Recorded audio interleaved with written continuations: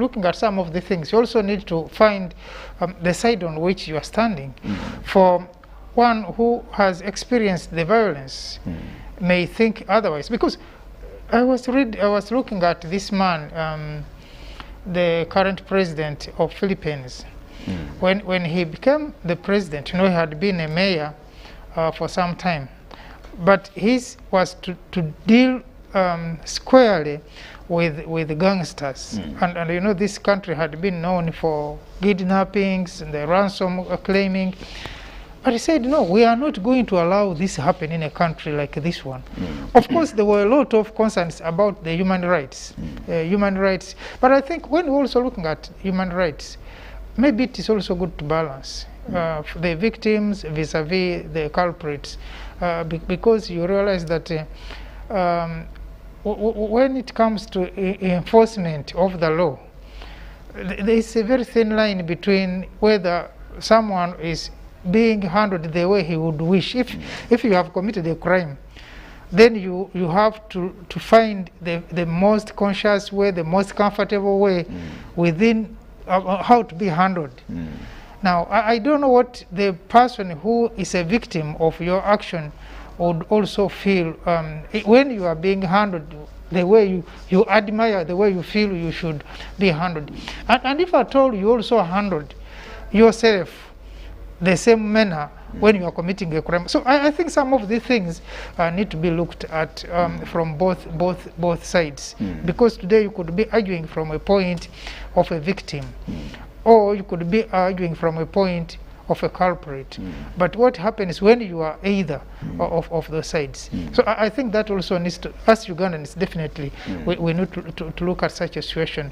But I think the president was very critical on issues of deliberate, planned actions of people who the criminals, and that's why you remember at one point he brought in this lady from Masaka to Nachambade. Yes, to explain what actually happened. Of course, there was a lot of talk after the Nachambade revelation, but it is also I think important that to create that awareness and that fear in someone before they commit the crime, so that even when you are committing a crime, you also think of the would-be consequences. I think that will be a deterrent than looking at one end of the coin. Okay, well, very important. You also just need to be reminded that the president spoke to us sometime in 2018 when he addressed the nation, and he gave measures. I think he gave his 10 directives or measures for fighting insecurity in this country. Of course, that came at a time when we had just lost a member of parliament, the Honorable Kano, retired, Abiriga. Now remember that Abiriga was, in the recent past, that member of parliament was killed as a legislator from the time I think that we had, that was in 1983, when one DP member was actually killed as a serving member of parliament. But of course, there were quite a number of issues, all measures that the president issued to us, and among these, of course, were the security cameras that we now see on the roads in the different parts of the country, and of course also the registration of firearms, doing quite a number of things, and of course also employing the UAVs, the drone cameras, to help in spying and doing much of this work. But one member of parliament actually said what they expect the president to speak to us tonight is to first and foremost to give an audit of security in the country, and I think to address us on all the things. My thinking is, yes, we are all expectant that the president is going to speak to us. We can't look into his speech, we can't preempt his speech. We do not know what he has to say. And I'm thinking, what about if you expect the president to say something and he doesn't say it? What does that mean? Especially when you're a leader and you've prepped your people that the president must talk about this thing. What about if he doesn't say anything about that? What do we construe that to be? But we don't have to force the president to say things, either things that we want to hear or things that we want him to say. Because he's looking at, like I said, he's looking at Uganda from a different perspective from what we are looking at. Of course, many people would want to hear him talk about the landlords and the tenants issues. He would want, they would want to hear him talk about the months where people have been in lockdown and then they have to pay rent to their land, to their businesses. Of course, everyone would want him to talk about what he would want to hear from the president. But of course, Uganda being what it is, you expect the president has many other things on his hands to address, both locally but also things that will concern even our relationship with the rest of the countries. So much so that you may be disappointed if you zeroed him on one thing that you would want him to address. Maybe he will, fine, but maybe he will not address everything that you want him to do. But the most important thing is that he has to keep the country informed, a country aware, and a country confident, especially now that we are faced with situations like the COVID situation, but also the security situation in this country. Okay. In his previous speech, the president talked about not keeping people in jail for long periods without trial. And he actually said jails are not storehouses of people. He also talked about deportation of illegal deportations, of course, of deportations. It should be done illegally if they're supposed to be done. But now talking about what he said about keeping people in jail for longer periods without trial, don't you think that this also now invokes the discussion on bail that has also dominated our discussion or conversation space lately? Talking about the bail bill, quote unquote. But the president was also cutting on that because, first of all, keeping someone on remand for a longer period without trial, of course, it's a human rights issue. It's a violation of the rights. Yes, but also, like I said, you're also looking at that vis-a-vis the services, the available officers to handle that. You are not going to push people to do things haphazardly because you have to meet the mandatory period of having this someone tried easily. But of course, I think the president did give counsel saying, I think there's going to be increase in the number of judicial officers at all levels so that these cases are handled. And also guided that we need to prioritize the cases that should be disposed of so that we can get rid of the bugalow. And this issue of bail, I know it is becoming, it has been controversialized in a way that but practically what the president said, and if I got him right, said a person has been killed. A person has killed a person, or is suspected to have killed a person. You take him you arrest him, but because you either you have not gotten enough information to have him in jail or tried, or then you have to leave him because there's that mandatory period of not keeping him that long. Now, what do you think? Like one said that we are keeping this person for his, remember the man who took power in Sudan said we are keeping the prime minister for his own security. Now, you are keeping this man in cells maybe for his own security because should he walk back in the village where where the crime was committed and the people who lost their relative know him or suspect him, because in the ordinary language, there is a very thin line between suspecting you and knowing you are the one. Now, if the villagers know that actually this is a person who is responsible for someone's death, I don't think they are going to wait for police investigations to get you back to the cells and try you. So, but in Imbarara, there was actually a suspect who was given bail. And the resident said, please, we know that you did this thing. And because the police has left you, or the courts have actually left you to us, then they finished him off. Yeah, we have even seen people who have completed their sentences. but getting back to the communities where they came from, reintegration into society. Exactly, has become a problem. If the population is not prepared for you back, for the sins that you commit, for the crime that you committed, it can be problematic. What about this one who goes back immediately, even before the person is buried? You expect this person to be lynched. Okay. Now, if you are not going to allow more lynches in the communities, then maybe you need to create a safe haven for the criminals, so that by the time they go back, at least people have forgotten, or people are at peace with what was committed. There is a demand that to manage this, we need to expedite trials to avoid keeping people in jail, first of all, for longer periods. And if we say that because of X, Y, or Z issue, you're not supposed to be granted bail so easily. Now, to grant bail is constitutional, but also deny bail is also constitutional. Are we thinking and are we saying, if we energized the investigative machinery, which is now the police, the CID, and all these others, will it be the same speed that the court will actually try these cases? What about if the police does these investigations in the shortest time possible? They do them, conclude them, and now commit these files before the justice or the judges in courts.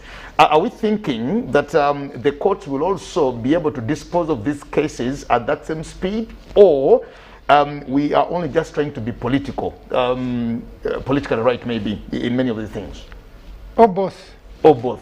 Because at the same time, you know, when you are handling investigations, investigations can take longer than you would expect. And if you are going to do a good job, then you have to make use of time. Exactly. First of all, there is that evidence that dies off so fast after the crime is committed. But there's also evidence that you can, over time, be able to because especially in terms of murder, when a person is murdered, some people, they would be witnesses, would not want to talk. In most cases, they will not want, because they don't know what will happen to them. They are not sure that they are safe. Now, sometimes over time, people are willing to talk. Now, the police is not going to concoct evidence. They will rely on the evidence as given. Now, that one will need time to, because as they collect evidence, they also need to segregate which is likely to be the right evidence, which is, because you also get all the information. Now, I think that time is also very necessary, that to be able for police to do a good job in terms of investigation, that will guide the case in court and the arguments in court. You definitely need a good time to be able to do that. But also, you look at the persons involved, but also the facilitation, how capable. You remember at one point, there is a department in police where senior persons had been retired and there was no replacement, and the president was so bitter about how do you allow someone to retire someone. And that was the only human resource that we had. Exactly. And the expertise for that, the specialties for that. Yeah. And areas like investigation, if you don't have a good person who can manage a crime scene well to extract information from the crime scene, and have all the evidence, the pictures, the footage, the whatever that is needed for that time, then you don't have a case in court. Now, sometimes you blame police for doing a bad job, but also there's also the facilities that are needed to be done. I'm not saying that police is not facilitated, but I know as an investigator that there is more that you need to be able to get a good case done. And if you don't have a ground for the case, for heaven's sake, you have no business in the court. Okay. Now, we were talking about security and insecurity. Now, when you look at what was happening in Greater Masaka area, the insecurity there was basically domestic. It was an internal affair orchestrated by the people in these communities, killing and cutting, maiming, doing all these bad things to our own people. And this was something that, of course, we had to, police had to come in to see how to manage. But looking at what is happening now, the bomb scares now that we have, we saw one that went off in Komamboga, and I think that's what actually awoke all of us. Then the one in the bus, and of course several others. Yesterday, there was a scare at Mulago Hospital. Today, there has been another one. There's been another scare somewhere. Yes, yeah. Which was, I think, some diapers, or I'm talking diapers. The one at Mulago yesterday was, I think, marijuana. They said, I think it was marijuana and something. Well, these things are coming up. And now people are just becoming very vigilant about the situations to ensure that if you only see something that is unattended to there, you have to see how to rush there. Do we think this is orchestrated out of political pressure? Is it poverty, or there is also some foreign interference in our domestic issues? Well, the security agencies could give us better information on that. But what I know is that we shouldn't look at this as isolated incidents, because when you look at generally at the region, you know the level of vigilance is up, because you remember we saw an attack in Tanzania on the French embassy. We have had arrests made in Kenya for people who have infiltrated and wanting to cause trouble there. We have had several others in Uganda who definitely have been arrested before crimes are done. So for me, I wouldn't want to look at what is happening in Uganda as an isolated case. But like the president said, I think the region needs to be vigilant. The leadership in the region need to come together, because it is not going to be only one country to fight this insurgency alone. It may not be on a large scale like it happened in the bombardment of Nairobi embassy, or when it happened the Ufumbi building in 1998. Exactly. But we are lucky that it has in Uganda the scale has not been that much, but you never know the next plan. So the security agencies need to get into the mind of the planners to know exactly what is being planned. And once that is done, I think, and Uganda will have had a history of doing this and doing it very well from the time we had the Chad on the bombardments.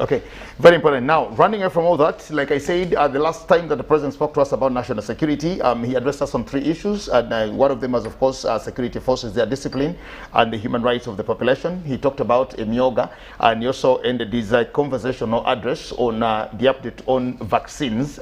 He told us about that. Now, we'll talk about the vaccines a little later than that, but the president also spoke to us when he was now lifting this second lockdown, and he assured us that come 1st November, tertiary institutions and higher institutions of education will start operating, or will open. Now, we very well know that universities and other tertiary institutions are opening next week on Monday. It will be 1st of November. Let's talk about that. What should we expect? Because now that universities are supposed to open on the 1st of November, before the other schools also come on in January 2022, should we expect some shockers again here for the tertiary institutions? My biggest disappointment with the universities has been the response. I mean, how they have responded to the vaccination drive.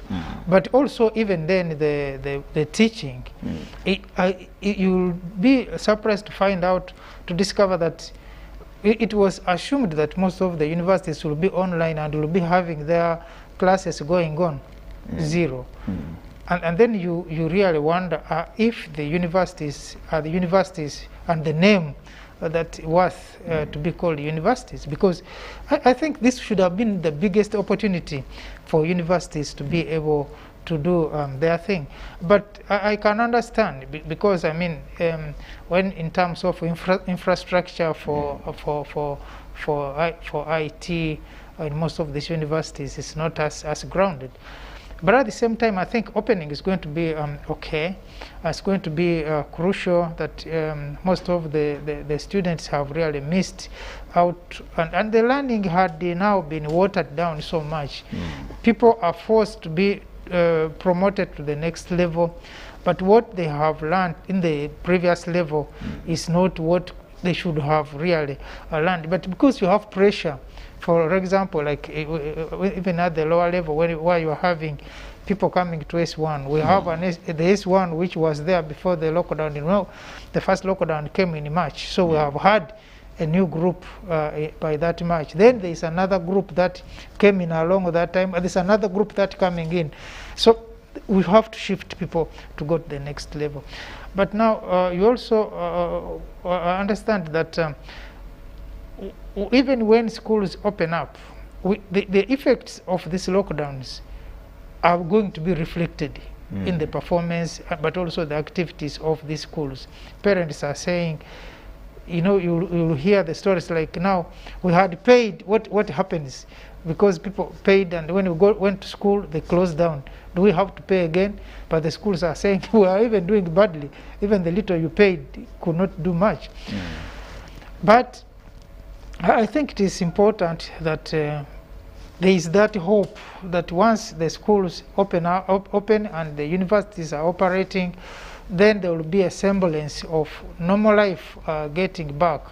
And also, of course, we have had parents, last time we were discussing the issue of education, especially in the poor countries, that most of the students, a great percentage, and a good percentage of the students, especially the girls, but even boys, are not going to go back to school. The reasons are so several.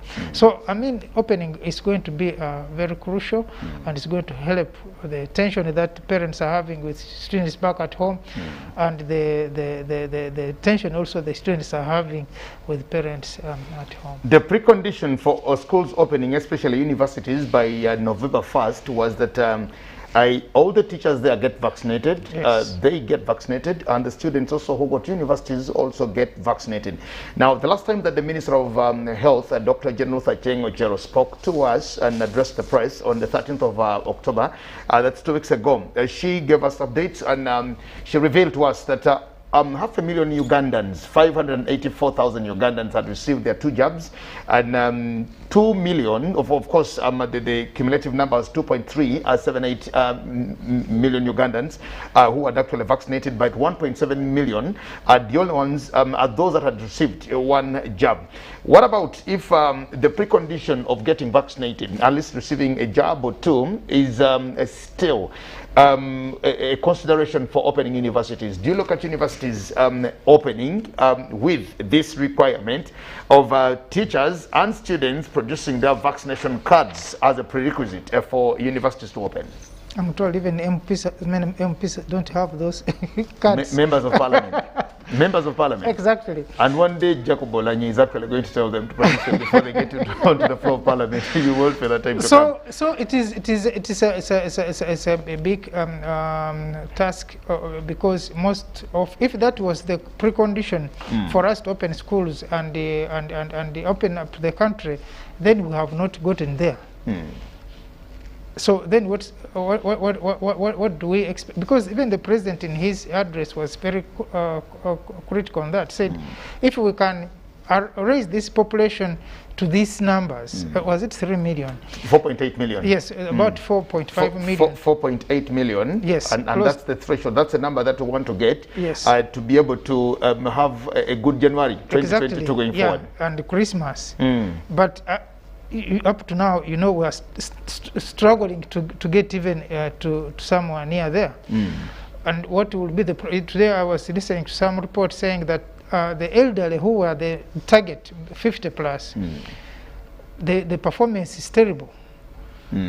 Now, when you look at some of the numbers of teachers that have been vaccinated, the numbers are also staggering. When you look at the students, the universities of students who have gone to get immunized, the numbers are not very interesting. So then what do we do? Do we need another drive? Do we need, or should we allow that when students go back to school, they get vaccinated from there, and the teachers could also that work, like one was said, that we can have vaccination in schools, I mean in churches and bars, and people were saying, but what are the bars? So this is some of the questions that I think need to be answered if we are to get back to near, because we may not go back to the normal life, but near the normal life. How about taking vaccination out universities, for example? Because we now talk about universities, tertiary institutions, we look at Ugandans who are, of course, 18 and above. We're looking at even the lecturers who are 50 plus, and quite a number of these, the teachers in there, the lecturers in there, and all those. How about considering that option? Say, let the universities open 1st November, as the president directed or so said, and then the first week you do the first week, yes, the first week, or depending on actually the vaccines, the first, or even the first month. Exactly. What about if it was also a good target that we push universities to open, then use the entire 30 days of November just to get people vaccinated? Would that be a good strategy as well? It could, but then you are looking at how what about those who are coming when they are sick? If there are those that are sick, and the multiplication that will be in an institution. I mean, that's also a worry. You are not going to immunize sick people. Now, even if you immunize the sick people, you are not doing much. So maybe there's also that worry, so that if you immunized before you came to school, that even if there were people who were sick, still the effect will not be as much, as bad as when the majority of the people are not immunized. Don't you also realize that these numbers given to us now, 2 weeks ago, the cumulative number for those vaccinated was 2.3 million. I have not yet checked to see what it is today, but I think we've risen to possibly 3 million. I'm thinking people have actually, we've had another 700,000. So I'm looking at a cumulative number of about 3 million Ugandans that are vaccinated by maybe today. You also noticed that Kampalans, Ugandans have now thrown away masks. It has now, they've gone back to the other days, of course, before I think. We've thrown away sanitizers, we've thrown away all these washing utensils and everything. Don't you think it's because of the vaccines? Now that we know that Mututa was vaccinated, Kavagweri was vaccinated, and so on so was vaccinated, then the question is, why would we even have masks on? Why would we even wash our hands? Why would we even walk with sanitizers if we have received our jabs? Isn't it also now working against the enforcement of the other SOPs of COVID-19? But also the relative reduction in numbers of infection is also another problem, because I think Ugandans want to get scared a bit. I think it was yesterday or Tuesday when the minister revealed to us that there was no death, there was no new death. Yes. We had 0 death. Yes. Yesterday or the other day. So that exactly. also exactly. So if so there's that nobody dying, then so should Ugandans know that there's no one get sick now or getting sick?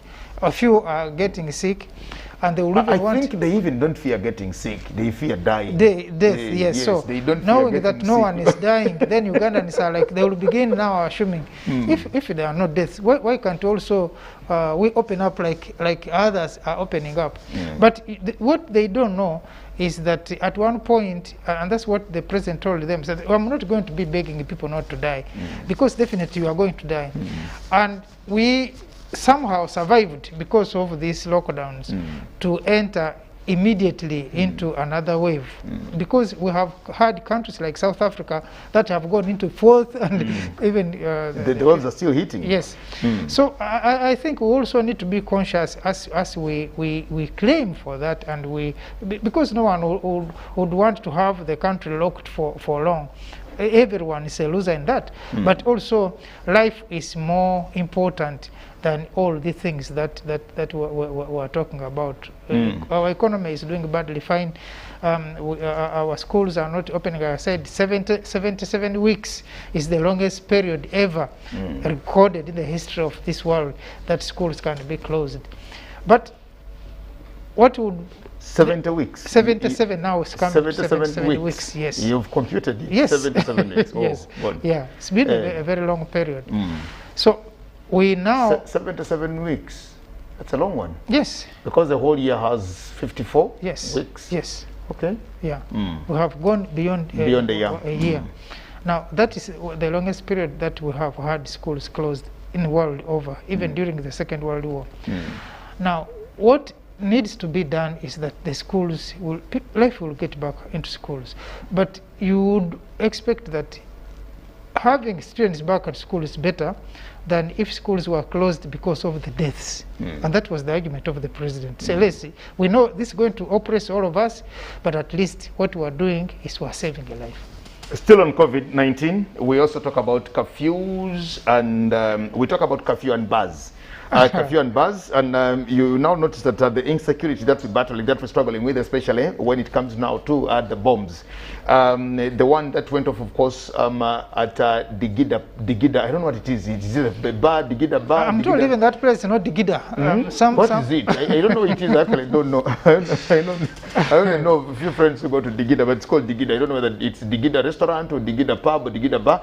But at Digida, whatever Digida it was, what happened to them at Digida happened during curfew hours. And of course, members of parliament were tasking, I think, the Minister of Security, the Honorable Jim Muhwezi, or the Minister for Internal Affairs, State Minister for Internal Affairs, General Muhwezi. I don't remember who they were actually tasking, and saying, we need to know where the enforcers were and the owner of Digida, the owner of this happening place. We need to know where they are. But let's talk about curfew, of course, and the bars.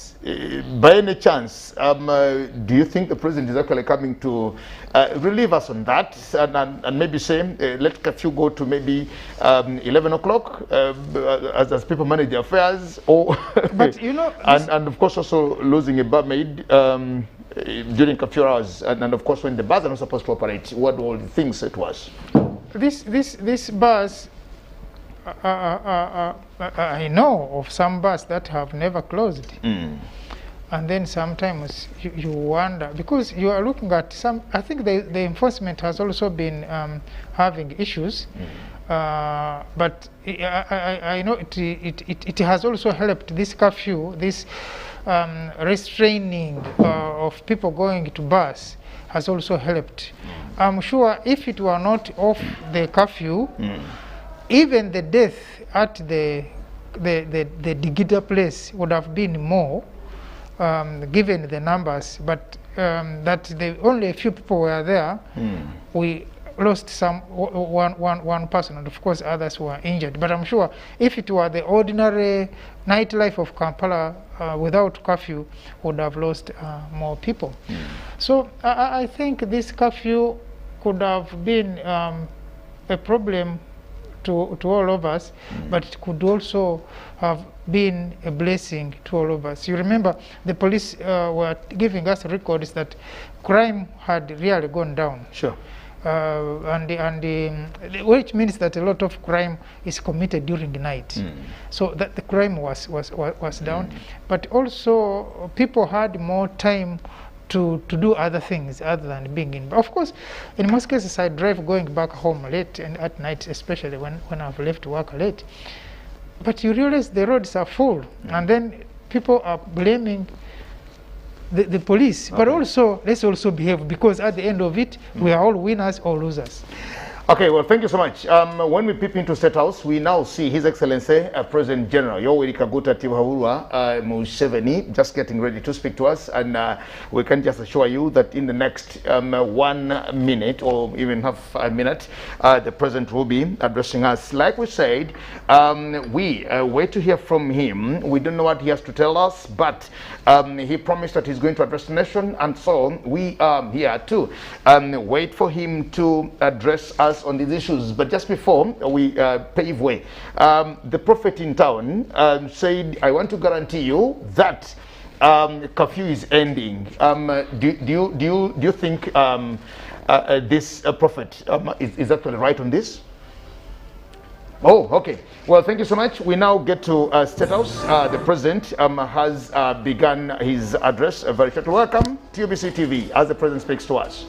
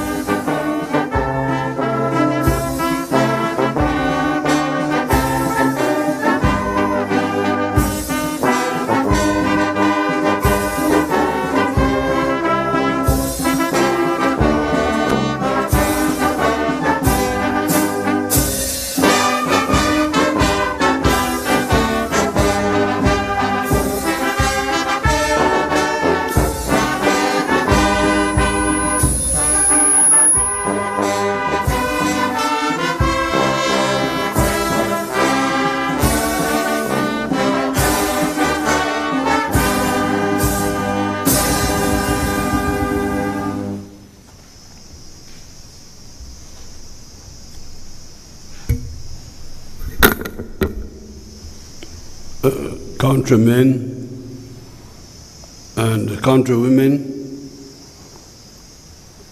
greetings. Today I want to talk to you about two issues.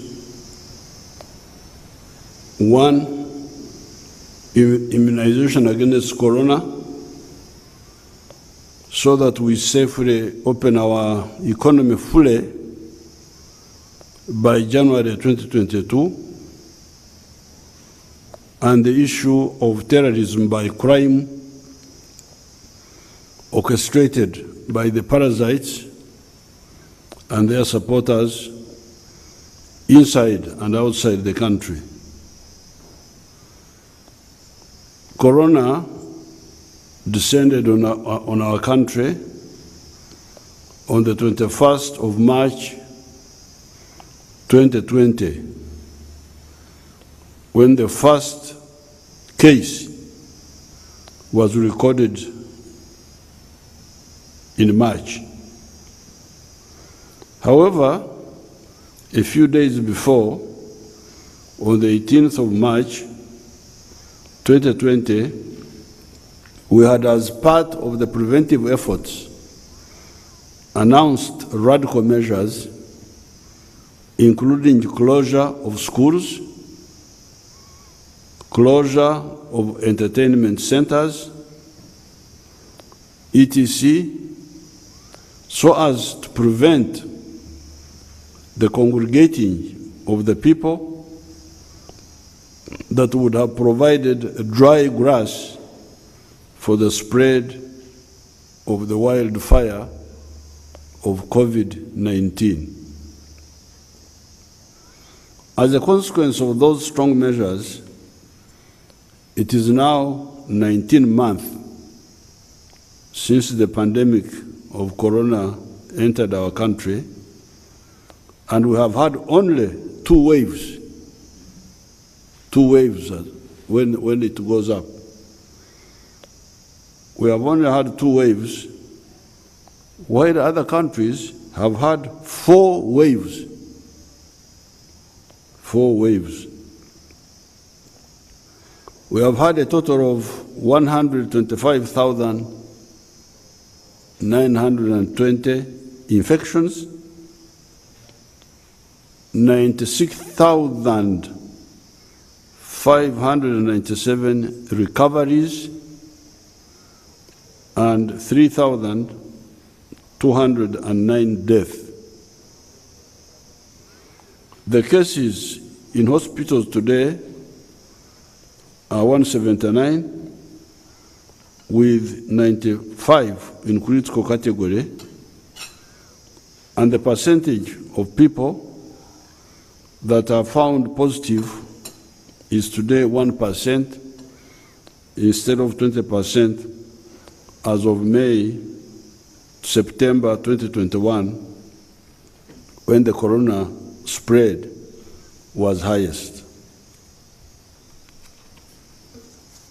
While we regret the death, the 3,000 that have occurred here in Uganda on account of corona, we cannot compare them with the death that occurred in some of the other countries of the world, as indicated below here. USA, 741,000. Brazil, 607,000. Italy, 132,000. India, 456,000. UK, 140,000. France, 118,000. China, 4,636. Russia, 203,000. South Africa, 89,000. You can hear huge numbers. and here we are talking of 3,000. Moreover, most of the deaths in Uganda happened between May and September of 2021. Recently, during the second wave, caused by the indiscipline of some of the actors who were undermining the preventive and congregating measures. Up to end of March 2021, only 324 had died. Up to the end of March. So even this, an extra almost 3,000 were caused by the indiscipline of the people who were playing around with the lives of our people. However, as I told you on one occasion, the problem in this pandemic, like in many other diseases, is not the virus, but ourselves. We are the problem, not the virus. Virus abantu bagiwayiriza nti ekizibu so nga ffe yeffe abalina ekizibu. Why do I say this? I've told you before that the virus has no legs to walk around, and has no wings to fly. When somebody with corona is breathing normally, the virus will only move from the infected person for 2 meters. I think when he coughs, maybe it may be further. Therefore, with the use of masks and other preventive measures, this virus is easily preventable. Besides, using alcohol-based sanitizers, all the viruses on the surfaces of tables and so on will be killed and will not therefore spread. On top of all this, it became clear early in the pandemic that a vaccine against this virus could be found quickly. Unlike other diseases like AIDS, where the vaccine has eluded the world for almost 40 years now. By the beginning of this year, vaccines had been developed in the USA, UK, India, Russia, China, etc. Even here, we are developing our own vaccines, and we are trying to liaise with other African countries to build our own pathogenic economy, wealth from the diseases of our human beings, our livestock, and our plants. Curing and preventing these diseases of human beings, livestock, and plants, apart from saving the life forms involved, it is also good business, part of wealth creation.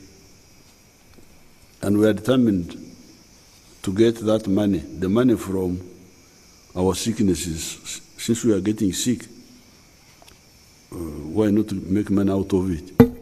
Because other people have been doing it for a long time.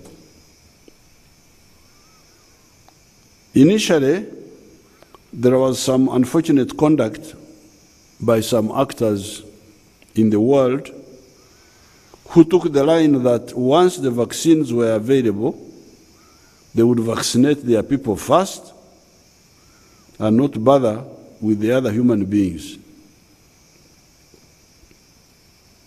Some people were annoyed by this attitude, but I actually liked it. It should wake up Africans to know that we should always take our destiny in our own hands.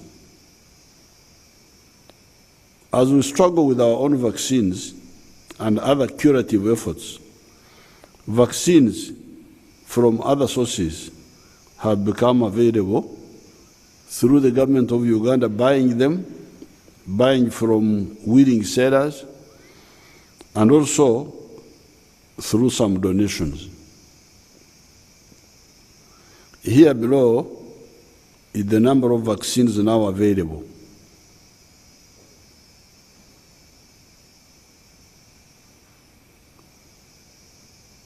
The vaccines received now, AstraZeneca, 4.5 million. Pfizer, these are doses. Pfizer, 1.6 million, or roughly 1.7 million doses. Moderna, 647,000. Sinovac, 1 million. Sinopharm, 346,000.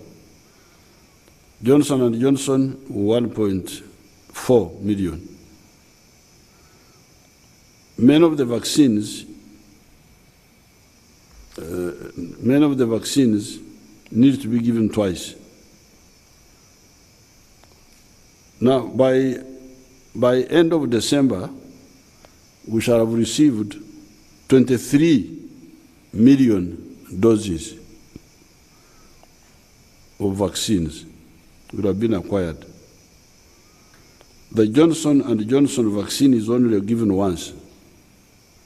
Therefore, the Johnson & Johnson 1.4 million vaccines will vaccinate that same number of people. While the AstraZeneca, Sinovac, Sinopharm, Pfizer, Moderna, types of vaccines will cater for about 11.4 million people. Therefore, by the end of December 2021, more than 12 million Ugandans will have been vaccinated out of the 21 million that will have to be vaccinated. Most crucial is that within the 12 million, there are the 4.8 million frontline and vulnerable categories that will act as the fire break. Australia, the Banyankore had that technology. When fire was coming from outside, from the bush, you would either use fire to create an already burnt patch. It's called Australia, so that when the wildfire comes, it can't cross this patch which is there.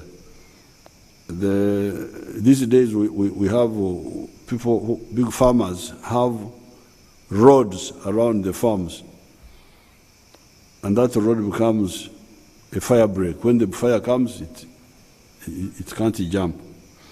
So our fire break, our Australia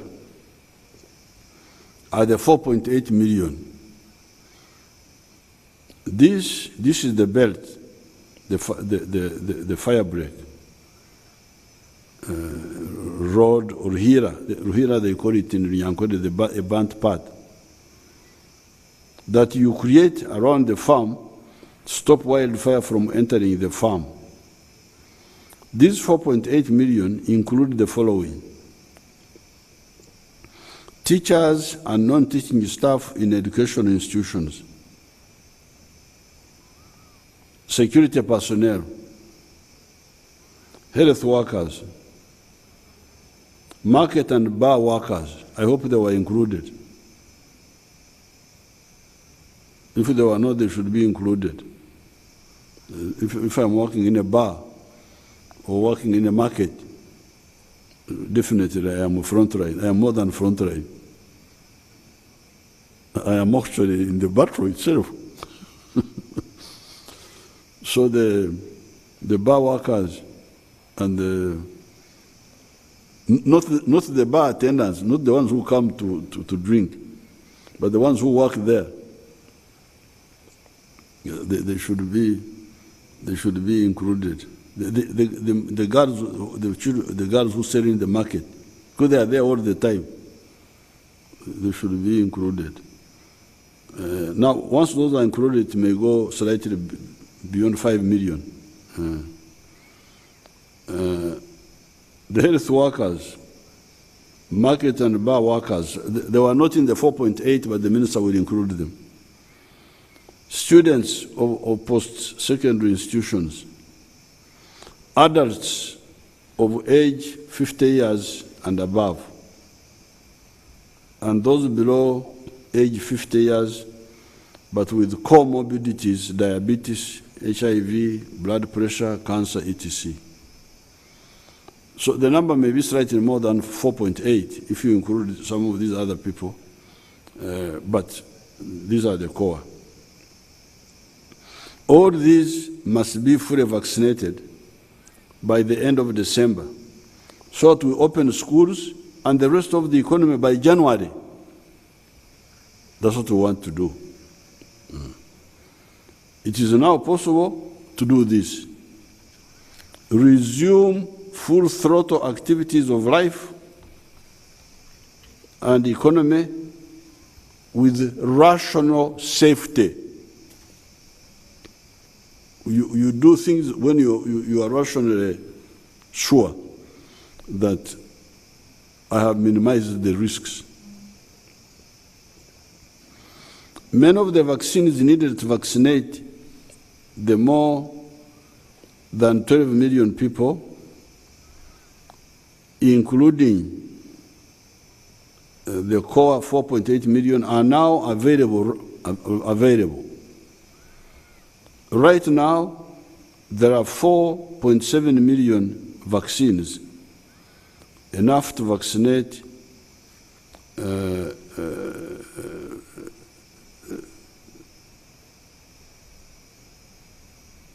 to vaccinate 1.6 million people and vaccinate 2.4 million people as first dose at our current rate of vaccination.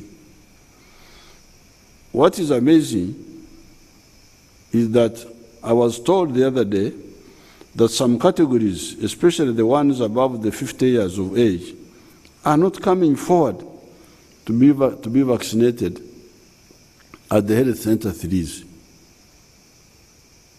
My wonderful Minister of Health people had come with donors, our foreign friends, and they were saying that the donors should help us to get people to walk 2 miles from Maware to Semuto to be vaccinated. That making Maware is our areas in Ruero.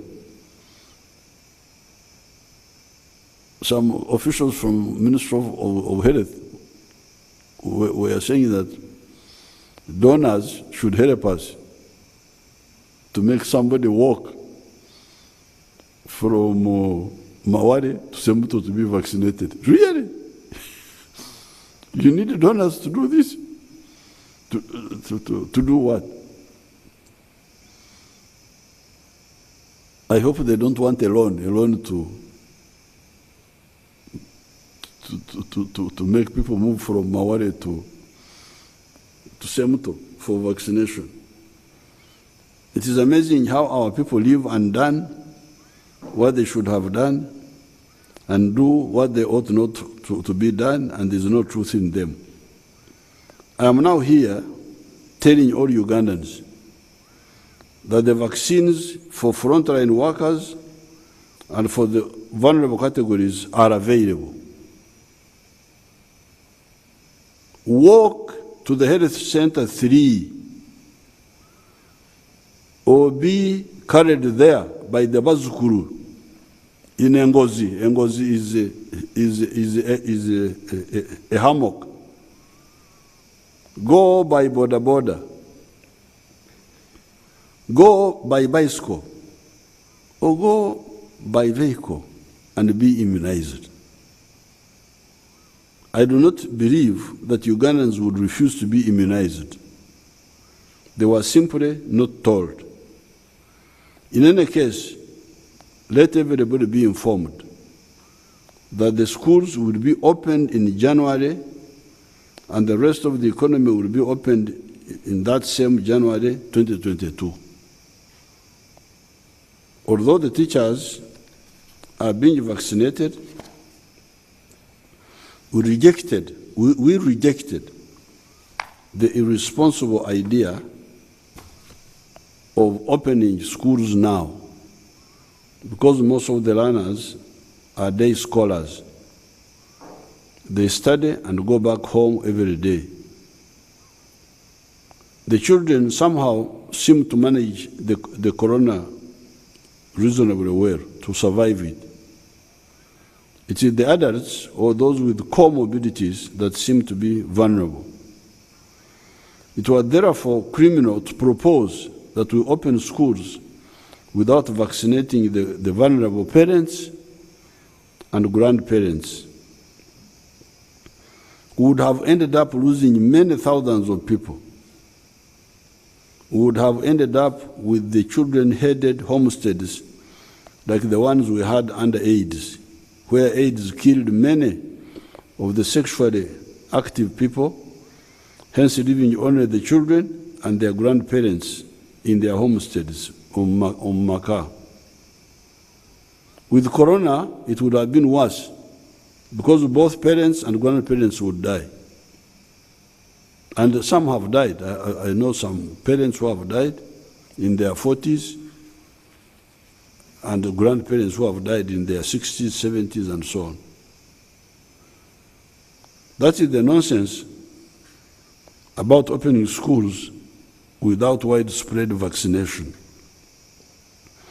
All the complications that come with school closure, teenage pregnancies, loss of study time, etc., are reversible. But death is irreversible. Young mothers can go back to school and study later. Adults can study. Dead people do not do anything. Now that we have the vaccines, all the eligible categories come out and be vaccinated so that we open the schools and the economy in January 2022. Even if you do not come for vaccination, we shall open the schools and the economy in January. If anything goes wrong, if you get harmed by corona when it was wholly avoidable, the moral responsibility will be yours or that of the more informed members of your family that should lead you to what is needed. Probably one exception is that the political leaders in the sub-counties could identify the judges that can no longer move, whom the vaccination team could find at home. There is a picture, I don't know whether there is a picture of 3 days ago with my Tatenkazi, Senga, paternal aunt, Elna Kakwanjira, I don't know whether they got it, possibly 103 years old,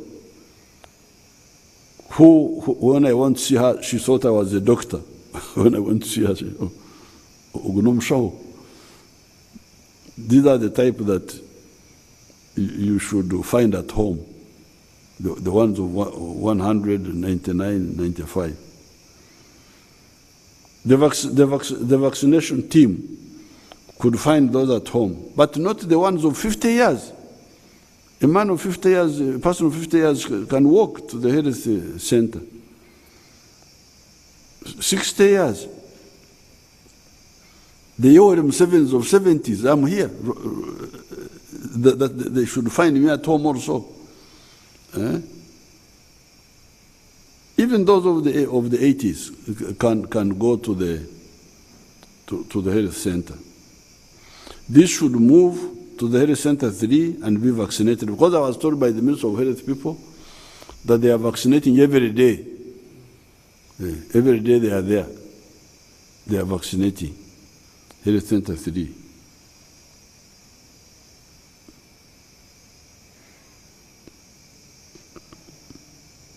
This should move to the Health Center 3 and be vaccinated.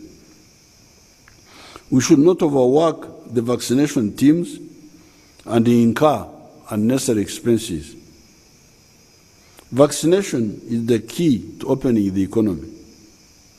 Now that the vaccines are available, the economy will be opened in January, even if some people absent themselves from the vaccination.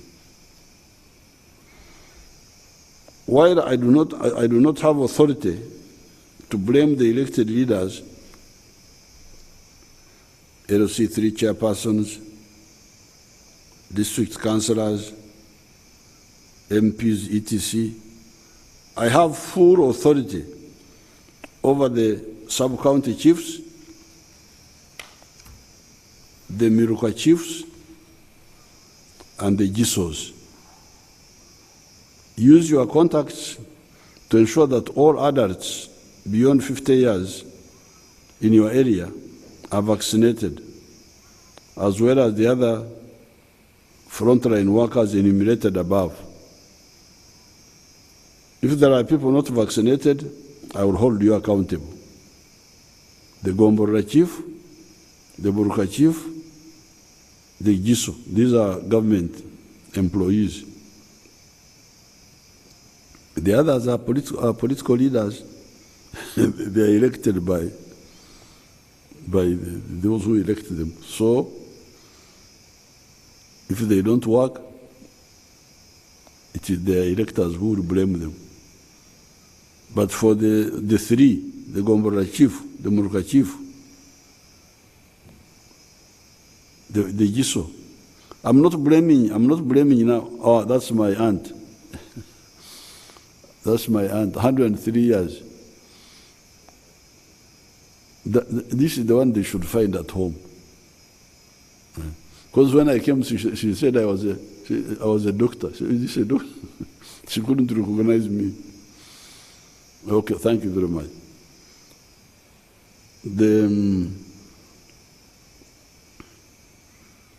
This time I will not blame the health teams, because really the health teams are overworked. They should be assisted. The health workers have been on the front line fighting this disease for 19 months. I know sometimes I criticize our medical people, but really this time they have been, when I was in Ruero fighting, they were somewhere doing other things. But this time, they are the ones who have been in the Ruero triangle. Because it's very dangerous. Some of the health workers have died. Yeah. A single carelessness can cause a big problem for and they are always dressed up, covered as if they are going to the moon. When I put in this mask in for a little time, I almost feel like dying. So you can imagine somebody dressed like that for such a long time. And the day after, this is 19 months. It's 19 months. So really, I don't like the okwejiza. Banyankole call it okwejiza.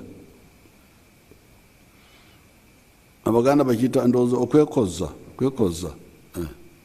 Somebody to pretend that I can't do something when in fact he can do it.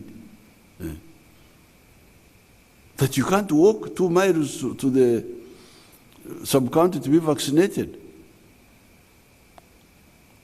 Many of these sub-counties now are radius 2 miles, 3 miles. And there are borders everywhere. So please, don't put additional burden on the health workers that they should go to homes.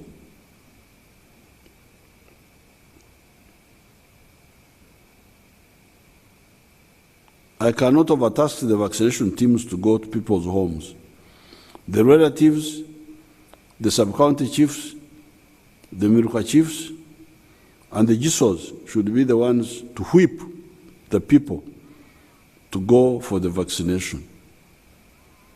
The vaccination teams should only go for the judges of 95 years and beyond if they cannot really move. Because even my aunt, I got her from Zimbabwe, she came all the way to here. That's why I took a picture with her. And she came for, so even the judges can move. But in case they can't, at least those ones, the ones over 195.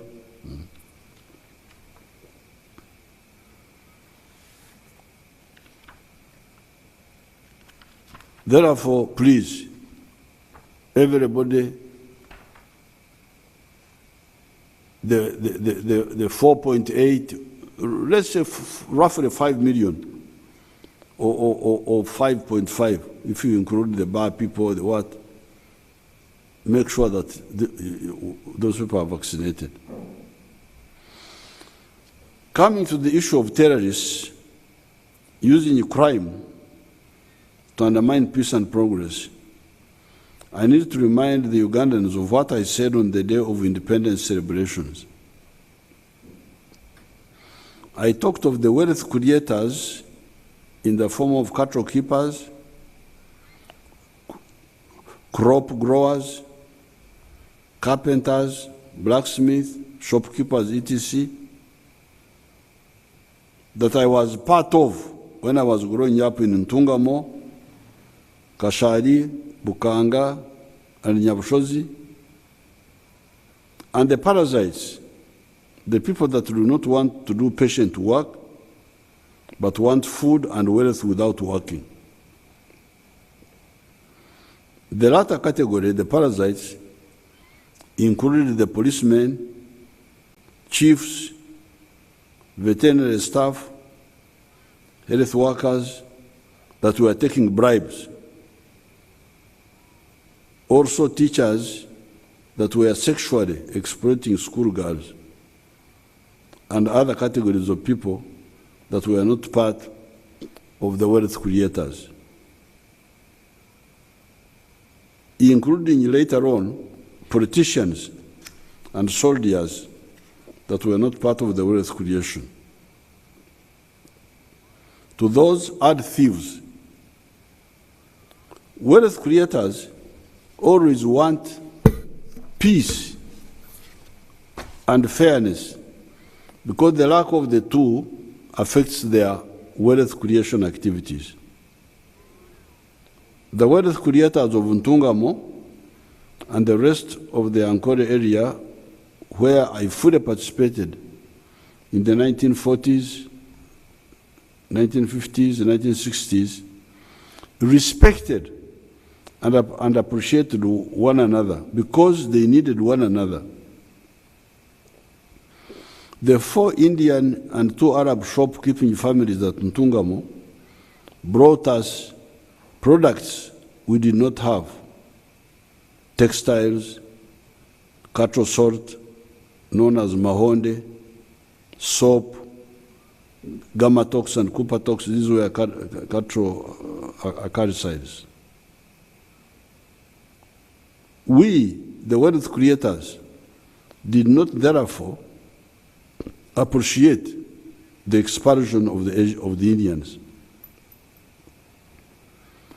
It was in the cotton-growing areas of Uganda that you had tension between the African cotton growers and the Indian ginas that were cheating them. Although it took time for issues to clear, the NRM eventually emerged as a major political force, always standing for the interests of the wealth creators and opposing parasites. As wealth creators, we never believe in sectarianism of religion, tribe, race, or gender chauvinism, because many of these are wealth creators, and certainly all of them are wealth consumers. They are market for the wealth creators' products. How and why should we be against people who buy our products? And why should they be against us because we buy their products? That is why we had no problem with the 6 Indian and Arab families at Ntungamu. It is the parasites that are not part of this equation. When the NRM came onto the political scene in 1965, initially as a student movement, we rejected the ideology and politics of sectarianism of religion or tribes and gender chauvinism, as I've already said. Those pushing the opportunistic politics of sectarianism, the politics of identity, rather than the politics of people's interests, people's needs, decided to introduce guns into the politics. Hence, the 1966 crisis, the Amin coup of 1971, the 1980 hijacking of the post-Amin process, etc.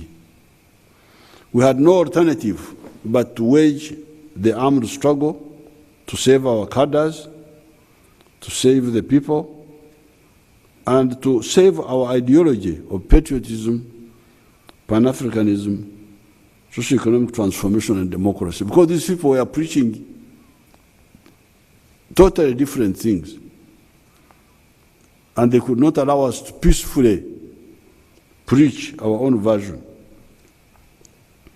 That is how we gained the upper hand in 1986. We are not the ones who started using guns, it is others.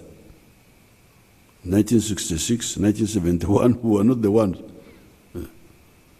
who introduced guns into politics. But when they did, we responded.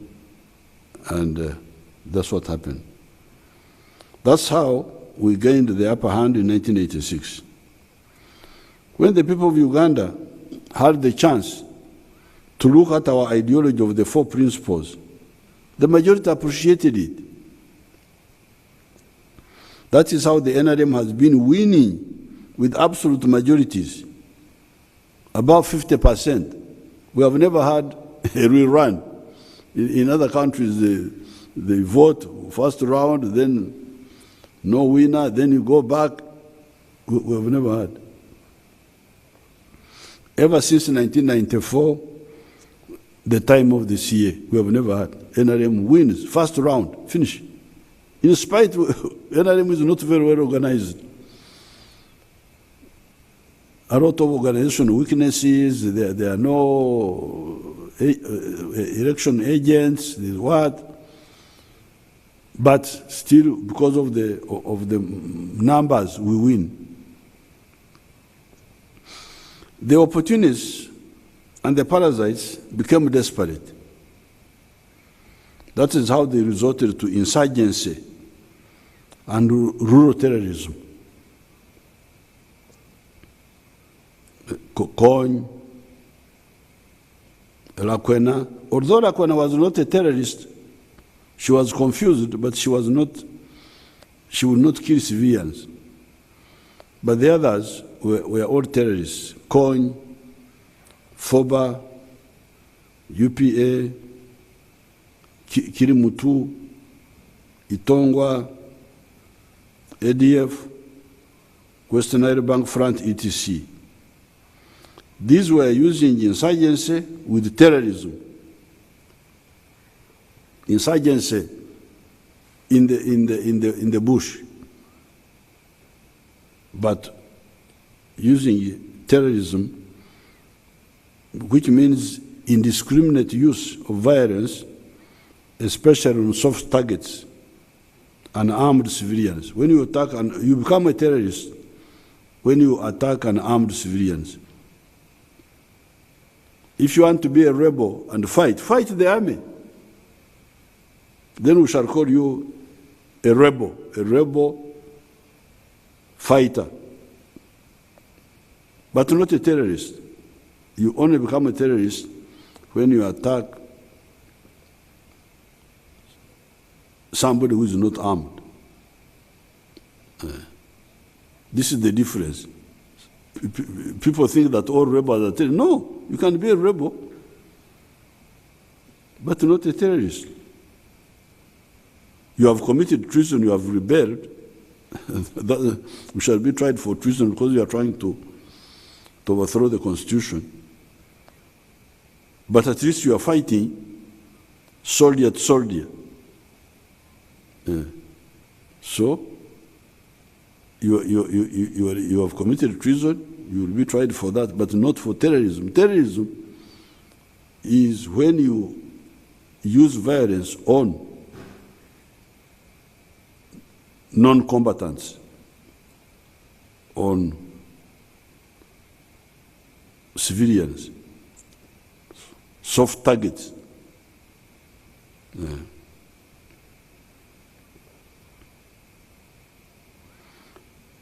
However, all these were defeated, all of them.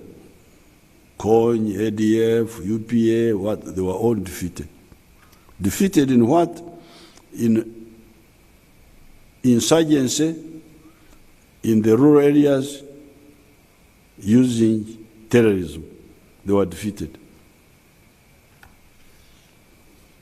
The last to be defeated was ADF in 2007 in the Semlik National Park. ADF also tried urban bombings in the years 1997 to 2001. That campaign was also defeated. In those 3 years, ADF planted 30 bombs, killing 147 people by this method. Then later, starting in the year 2012, ADF started killing Muslim sheikhs who did not agree with their confused ideology. Altogether, 8 sheikhs were killed. Also killed by a combination of ADF and possibly other actors were Joan Kagezi, the prosecutor, Deputy Inspector General of Police Kawesi, Abiriga, Member of Parliament, and Major Chigundu.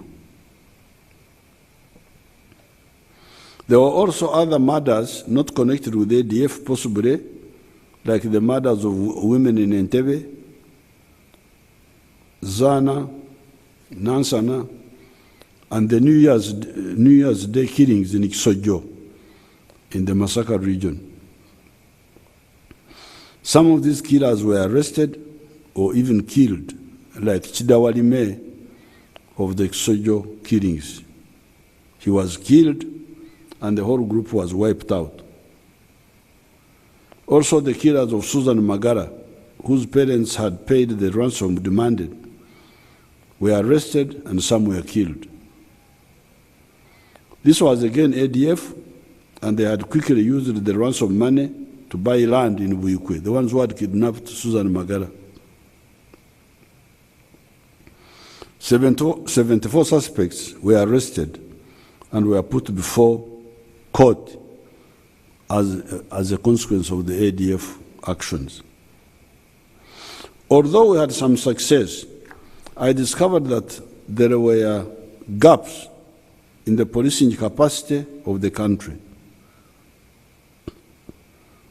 The counter-insurgency capacity of the country was robust and impregnable.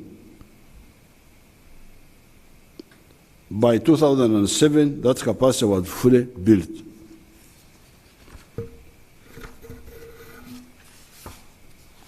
you could not wage insurgency in Uganda's rural areas, whatever the terrain, Rwenzori, what, successfully.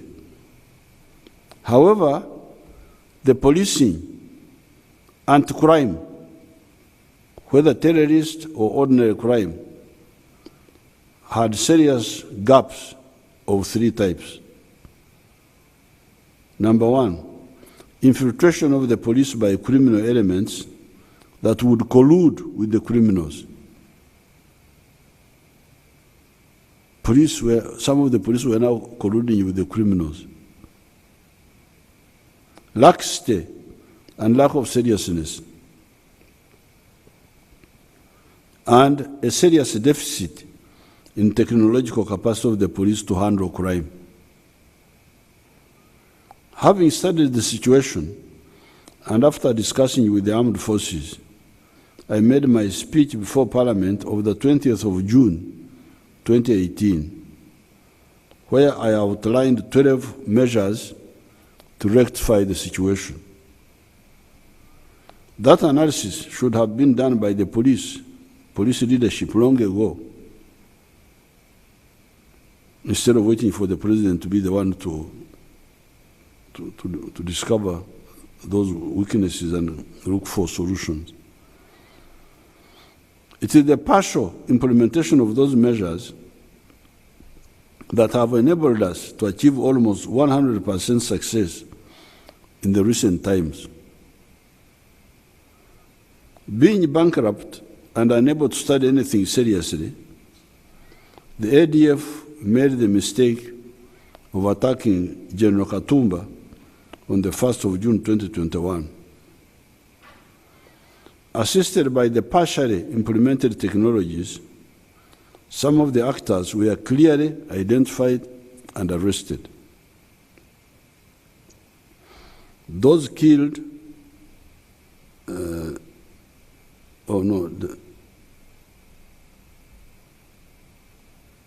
arrested. Arresting some led to the arresting of others. Because you see, why Ugandans should not be intimidated by criminals, there's no way somebody can commit a crime and not leave clues behind. It is impossible. They always leave clues. If the police is serious, they will not fail to get clues. So when you arrest some, you are sure to get all the others. So by arresting the original group in the Katumba killings led to the arresting of others. Since the attack on General Katumba, 5 ADF operatives have been killed and 36 suspects have been arrested. Those killed are Nsubuga Hamidu, this is the one who was killed the other day, Rubama Hussein, also known as Master, he was calling himself Master, that he is master of killing people. Juma Saidi, Mustafa Kawawa, Sirwanda Juma, and then Matov Isaac, the one who blew himself up in the bus recently. So there are 6, if you include that one. These are all from the same group. The one which attacked Katumba and went to Paderi to blow up the funeral of Lokech. They are the same group. ADF. So 6 of them are now dead and 36 are arrested, and we are continuing because there are others still not arrested. The massacre killings were by another line of criminals that, using the new capacity of the police plus the vigilance of the Wananchi, were quickly arrested, and these suspects have been brought to court. So those ones were slightly different group, but they were quickly arrested, and they are now in court, the suspects. Also, the other murders, like the one of our Ntoroko chairman, NRM chairman, the policeman Agaba in Mbarara, etc., have had suspects arrested quickly, and some killed, like the deserter who was killed the other day. There was a deserter who was killed the other day, the one who was involved in the killing of the policeman in Mbarara, who had gone to respond to an alarm. I would therefore like to assure the public that neither rural-based insurgency nor urban terrorism will defy our capacity. The only issue to deal with is the matter of bail. We, the freedom fighters, have never supported the issue of bail for murderers, rapists, and firers of the underage. The present debate is good because it shows who is who, and we are not going to relent until this shameful betrayal by the elements of the neo-colonial elite of the masses is defeated. Village thefts should also not be assisted by bail. Otherwise, our anti-poverty campaigns will never succeed, and mob justice will increase. The parasites will not succeed. The wealth creators of this part of the world survived the mismanagement of the pre-colonial chiefs. You know, when I listen to people talking, I don't know whether they know that there are people, the indigenous of this part of the world, this is our land.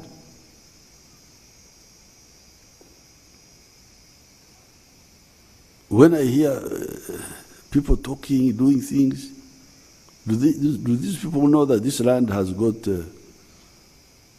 its original people?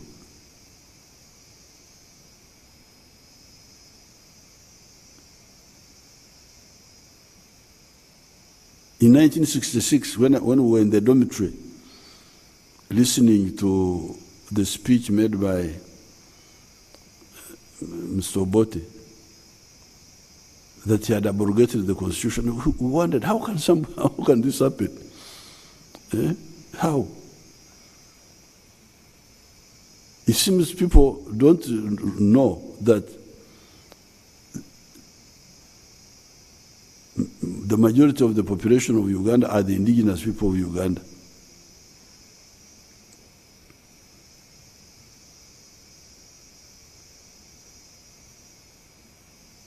And the majority of them are wealth creators. They are not people who depend on other people's sweat. They depend on their own sweat. The only thing they need is just peace. I remember when people were clamoring for independence, my father was not supporting independence. He was saying, "Tumazagarrahi shumu." You people, you are chasing the white man. Are you not going to bring back the spear? Because before colonialism, these little kingdoms were in endless war. These little kingdoms here. We had a little king there in Mbarara called Rubambansi that is control of the whole world. They thought that Ankole was the whole world. So my father, he was saying, you people, you are chasing the white, because the white man had brought some sort of peace, had imposed peace on the land. Tumazagarishumu. And they said, no, they would. So when independence came and then Lumumba died, so he was Tokura Lumumba Fuiri. He was always telling me how. So the wealth creators of this part of the world want peace. That's why I'm emphasizing, because when I hear the way people are talking, you could see that actually many of the people talking are parasites.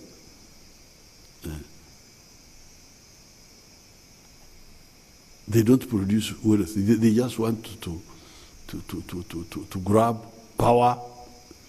Many of the people don't need power. They just need peace. Yes. I have never had anybody in my family in the government. I'm the first one to be in the government. Not even a Murka chief. We have never had even a Murka chief. But we have been here from the time of the Batwezi, from the time of the Batembus, we are here. Yeah.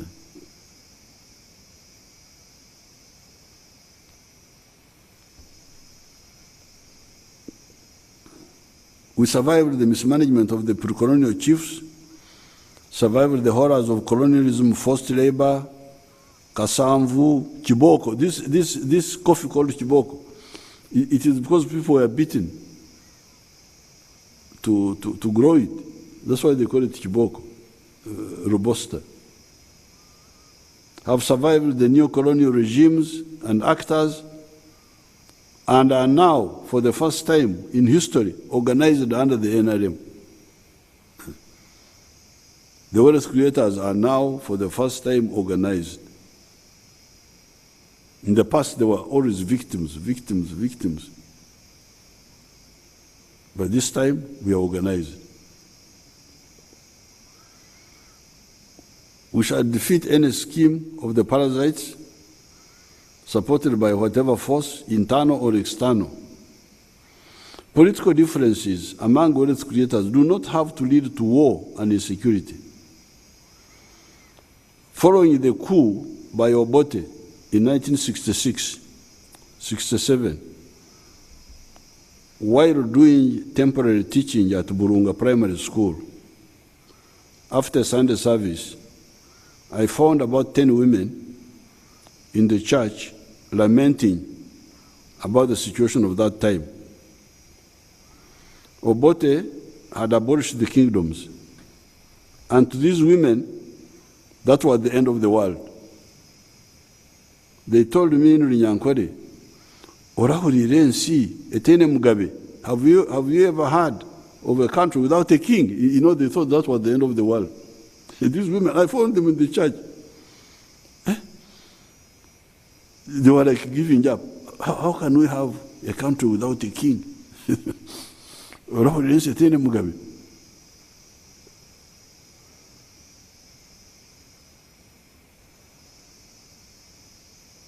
I told them not to bother themselves, and that indeed people exist without kings. I educated them in that group. I told them of Russia. I said there's a country called Russia. They had kings, they removed them. I told them about America. I said there's a big country called America, they don't have kings. I told them about China, India, France, and even Uganda. Indeed, Uganda itself, where we had the Batembus dynasty, the old king, that dynasty of the Batembuzi, the Batwezi dynasty. I said, I educated these women, said, those groups came and went. And then these dynasties they were talking about, the ones which Obote removed, the Bahinda, the Babito, the Barangira. So I was able to explain to these women that, please, forget about this. Since they were all wealth creators, I told them to concentrate on wealth creation.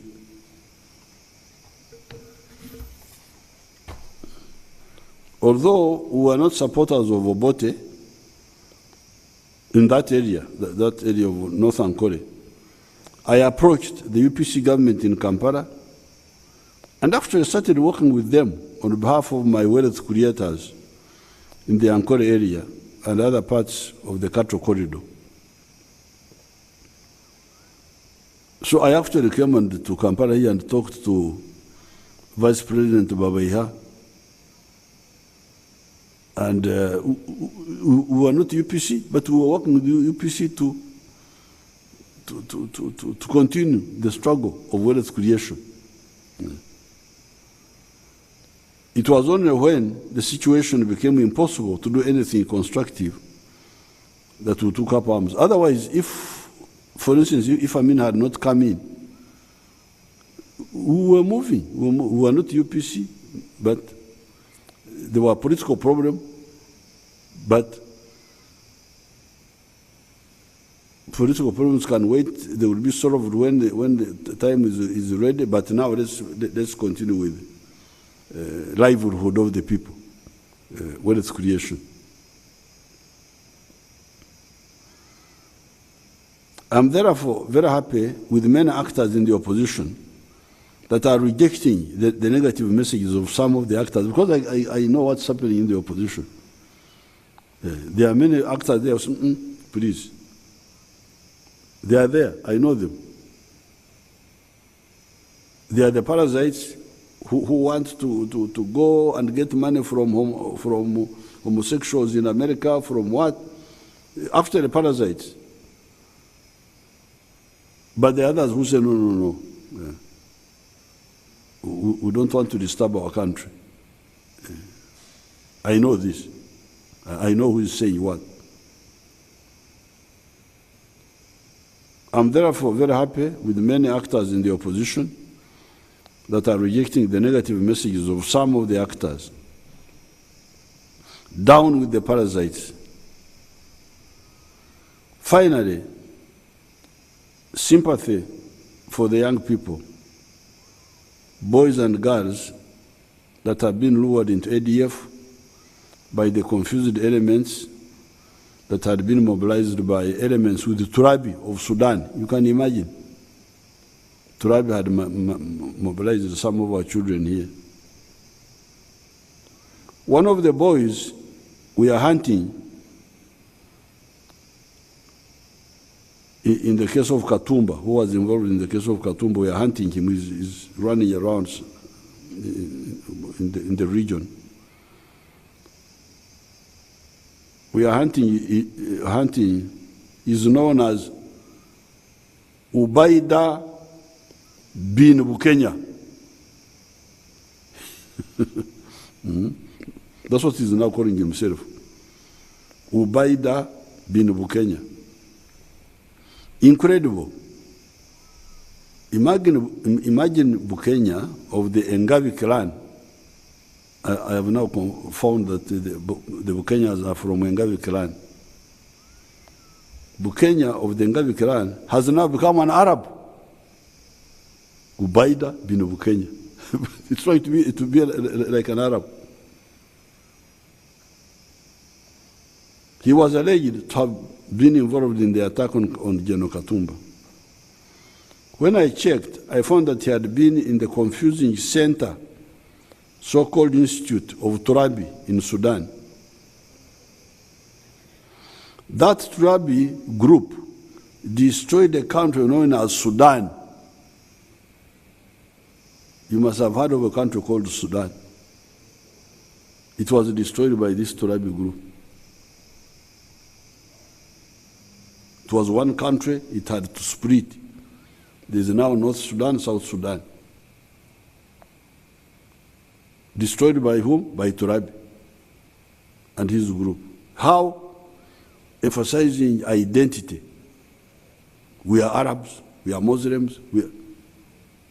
Oh, so if you are an Arab and I'm not an Arab, what am I doing here? And if I'm not a Muslim, and if... So, those people who take that line are very, very dangerous people. How can Bukenya of the Engabi clan be an Arab? I am Yoweri Museveni, One of my praise name is Rehembo Gwenjura, son of Kaguta of the Wasita clan. The fact that my family joined the Christian religion in 1947, after 4.5 million years of staying in Africa, because we have been here for 4.5 million years. The religions we are talking about have come in the last 100 to 150 years. Does not, the fact that I joined that religion in 1947 does not make Museveni a Jew or an Anglo-Saxon, because we received that religion from those areas. I cannot say because I am a Christian, I'm therefore an Englishman, or I'm a Jew. Yes, we took the good message in the teaching of Christ. His very good messages. But not we didn't give away our identity to become Jews, to become English. So how can the Ngavi clan member become an Arab? Ubaida bin Bukenya. This is sickness. The sheikhs need to address it. The issue of haram, the attack on the pork eaters at Komamboga by these confused children. You know, the other bomb at Komamboga was among the pork eaters. The people eating pork. So these confused children, I think one of the reasons selecting that was that they are eating pork. Because these attackers, they came, they sat there, they didn't eat the pork, they bought soda. But I think they must have violated haram because they were smelling the pork being eaten. And then they planted the bomb and went. The attack on the pork eaters of Komamboga by these confused children. Once I told His Excellency Bashir of Sudan that as a Munyankore, my list of haram, the uneatables, is much longer than his, because Bashir, haram, pork. I said, but me as a Munyankore, my list is much longer than yours. I do not eat fish. I don't eat chicken. I don't eat pigs. I don't eat goat. I don't eat sheep, etc. However, whenever our Baganda neighbors in Ntungamo, Musa Chirwa, Amisi Muganzi, their descendants live in Chazanga, whenever they would visit us, we would give them the chicken we were keeping to eat insects around the kraal. The fact that we were not eating the chicken notwithstanding. This is how Africans live.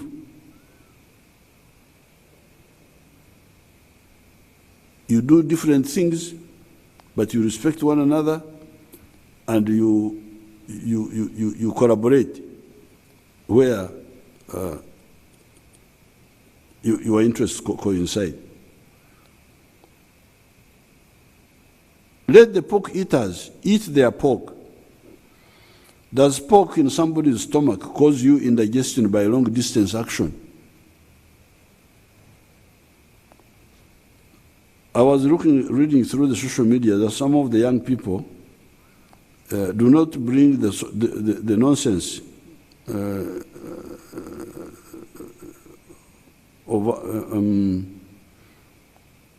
not bring the nonsense of others here. This is our land. We shall protect it from all harmful nonsense. Therefore, our granddaughter, there was a young girl on social media, Rita Tesnabanja, and there was another one at HH836266 816. There were these two, Nabanja and this one, were trying to say that there is an issue with the Muslim youth. That why are we targeting Muslim youth? These young people were saying on social media. Their stand is incorrect. Many of the Muslims in Ntungamo, because I'm telling you my life, many of the Muslims in Ntungamo and Ankole were part of the wealth creators, not part of the parasites. Bijega, I didn't remember to bring some of the grandchildren here. Bijega, the girl, one of the girls is my big mobilizer. She's a singer. Bijega was a butcher for cows in the trading center and also owned a hotel, an eating place. There was a Nubian called Charakitanaba. He was so black. The Banyankole thought that he was not, because even his nails were black. So the Banyankole called him Charakitanaba, the one who doesn't wash his nails. He was a Nubian from our Nubians. Charakitanaba Kamisi of Kakukuru, a Munubi, was a transporter with his Opel box body vehicle. There was a fat man called Bukenya. Banyankole would call him Bukenya, but Baganda would call him Bukenya. Was the buyer of many of the cattle in the Ankole cattle auction markets, Ebukomera, such as Chabukuju, Kitwe, Ntungamo, Kagarama, etc., for slaughter in Mbarara. Therefore, the serious Bazukuru, please don't involve yourself in this nonsense. Leave the wealth creators alone. I am a live example here and can give you my experience of 74 years minus the 3 years when I could not understand things so clearly. I heard that Haji Mutumba, there is a man called Haji Mutumba, although I didn't know him, was also a cattle buyer. They should check with him. If he was, ask him. He will tell you of the symbiotic relationship among the wealth creators. Among the wealth creators, the relationship is symbiotic. You give me, I give you. There's no parasitism among the wealth creators. That's why we must isolate the parasites. If you see somebody making trouble, oyo mnyunyu soyo, mulia byengedde, nshangabihiro, the ones who want things which are for which they have not worked for.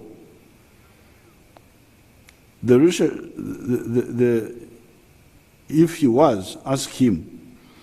He will tell you of the symbiotic relationship among the wealth creators, cultivators, cattle keepers, shopkeepers, transporters, traders, etc.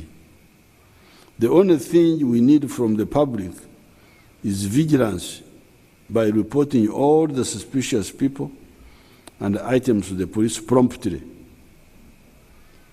According to what the police are telling me, the public is now very vigilant and they have been reporting about suspicious abandoned items like bags, etc. The police has been checking all of them. Most were harmless, containing clothes and other items, but one had to be blasted by the bomb squad because they did not want to take chances. That is the spirit. So, countrymen, I thank you.